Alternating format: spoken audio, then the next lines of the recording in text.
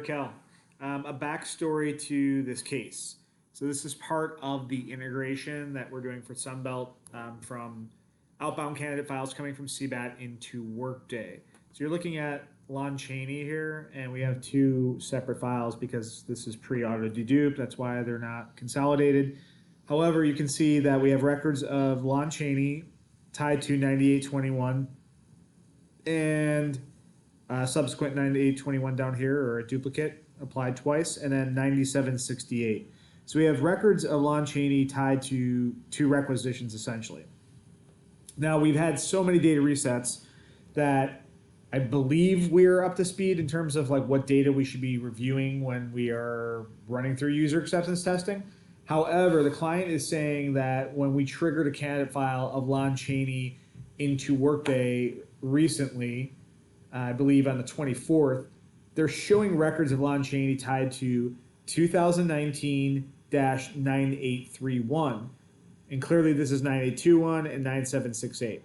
So in Workday, they're seeing 2019-9831, but they're not seeing 9831, a record of Lon Chaney on that requisition in CBAT. So look at 9831 here, 2019-9831. Reviewing candidates here, I can see Lon Chaney's not part of this file.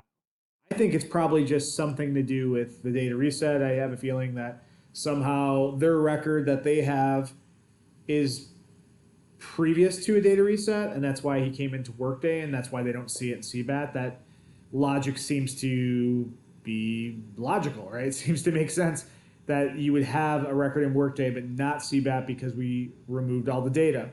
And I think the client thinks that they should have a file because they think that that file happened before, or excuse me, after our last data reset.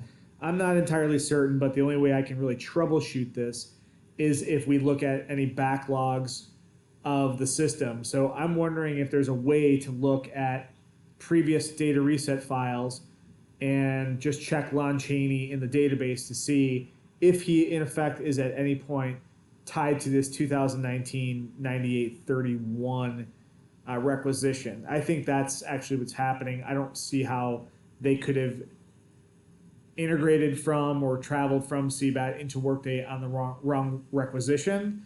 There are a few files that they have, but this one is the one that we're going to use for an example. So if there's any way we can check previous database files to see what records you have on Lon Chaney, that'd be really helpful. I don't know if this is possible. I don't know if all that gets wiped out completely after a data reset, or if there's anything that is kept on file, if there's some sort of a backlog. But hopefully this makes sense. Let me know if you have any questions, and I always appreciate your help.